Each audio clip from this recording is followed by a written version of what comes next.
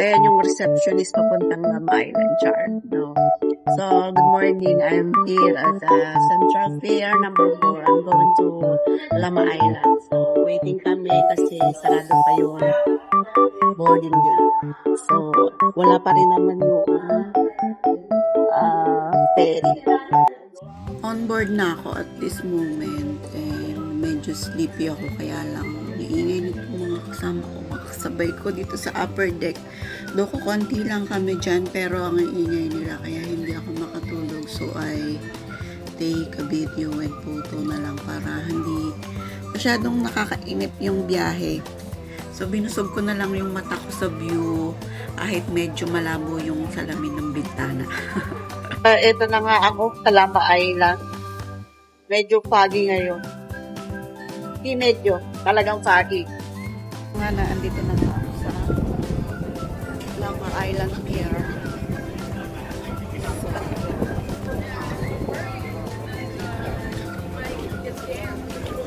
Ferry na. Ayan. Nakalagay Lama Island. Is that good? Should we do video right? So, pagbaba mo nga ng ferry, on your right side, makikita mo yung mga restaurant. And this part, yung pinaka-last na part ng restaurant. So, makikita mo yung daanan na yan.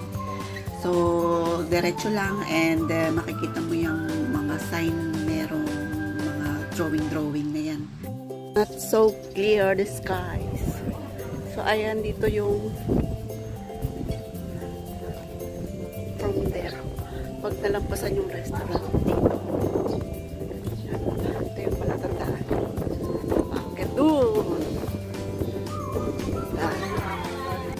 FYI nga pala, yung dito sa Hong Kong, hindi mawawala yung hagdan kahit paakyat ka ng bundok. So, this part nga yung papunta, paakyat dun sa pupuntahan kong rock formation.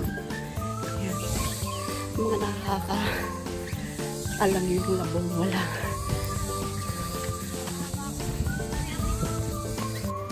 So, dito pala makikita mo na yung mga rock formation. Sabi nga nung mga kasabay ko dyan, hugis kipay daw.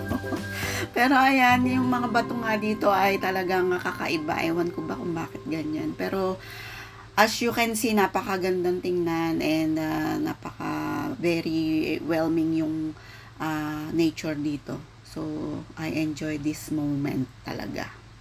Ito na nga yung sinasabing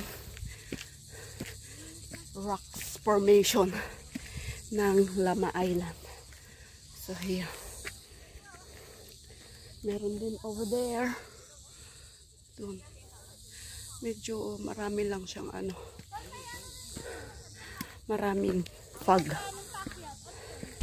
So sabi dun sa guide na panood ko, after these stairs yung start ng trekking paakyat dun sa rock formation. Tapos may nakasabay ako dito tatlong magagandang dilag. So, pupunta din sila, maghahanap sila ng hindi ganon. So, ayun nga, sobrang na-enjoy ko tong hike na to kasi itong mga nakasabay ko, sasaya nilang kasama. So, yun lang, joke lang. Ganon talaga yung mga bato dito, may kabastusan silang taglay.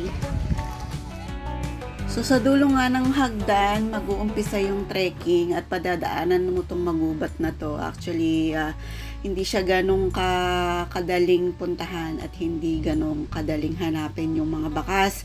Kasi this time, parang hindi na siya masyadong napupuntahan and hindi na masyadong kita yung mga bakas ng mga hikers na pumupunta dyan.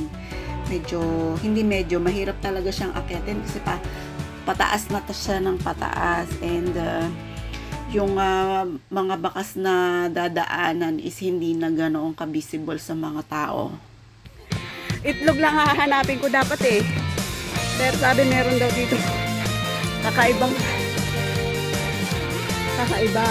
Kaya dito ako dito. So, tignan natin. Ganito pa. Kahirap maghanap ng trouble you find no matter where you go. Oh, oh.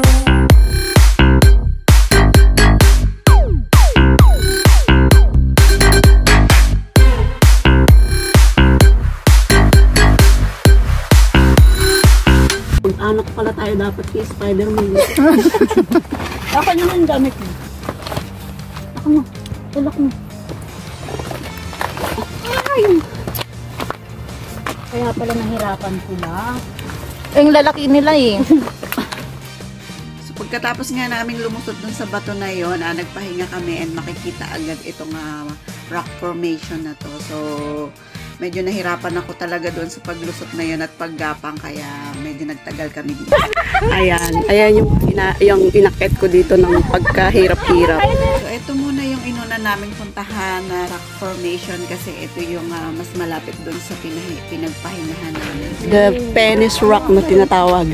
So ayan, nakarating na ako, nakakita na ako ng alam niyo na. Let's go!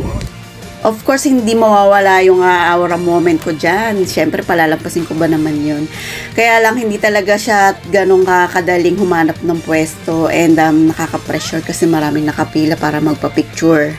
So, this part naman, yung rock formation na nakitang-kita dun sa baba, ito kasi yung pinakamataas. And ito yung madadaanan pag pauwi ka na. Kaya ito yung pinahuli namin na puntahan. And this time nga, yung kasama namin is nagpa-picture-picture dun sa tuktok and hindi siya ganong kadaling bumaba. Nahirapan siya masyado. So, nagtagal kami dyan kasi nga hindi makababa yung kasama namin.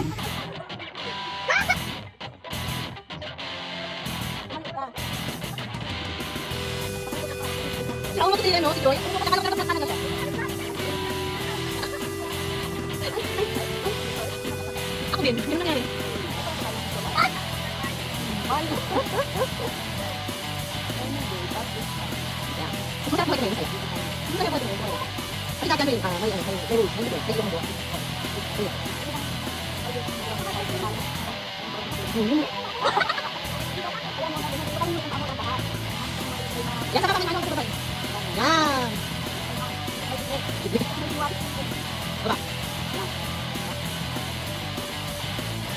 Tandaan ko na.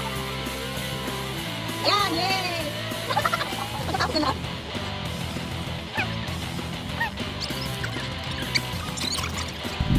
So, ayun. Inakit na. Ayun. Bufag na yun. So, ito yun. Kapatagan.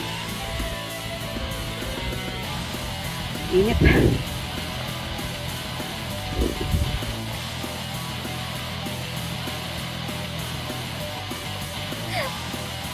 Ano, kasya ka tayo?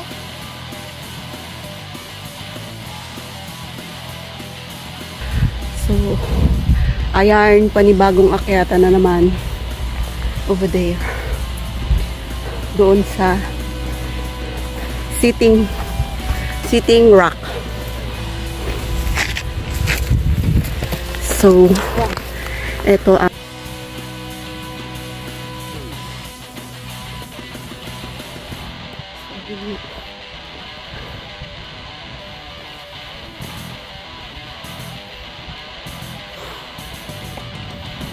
andito lang.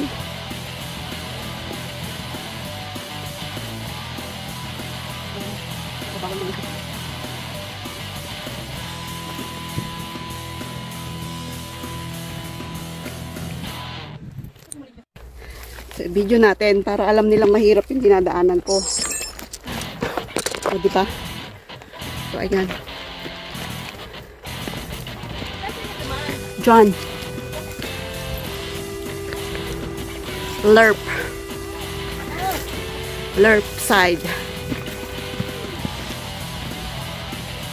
Yeah. So, ito nga yung dinadaanan namin.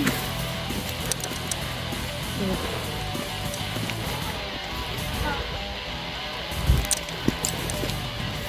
get sa mga bato. So dito, kailangan mo talagang magsuot ng mga proper hiking wear. Kasi mahirap pag madulas yung cactus. So, ayan.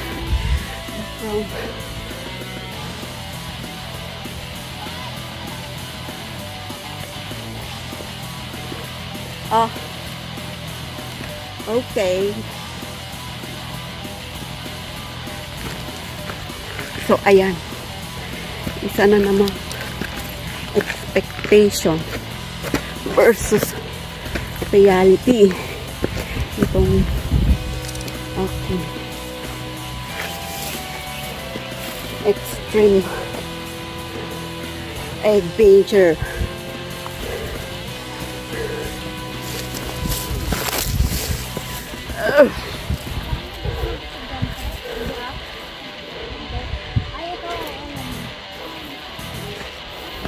So yun, after long journey, nakarating din kami sa Rurok ng Kaligayahan. Charot!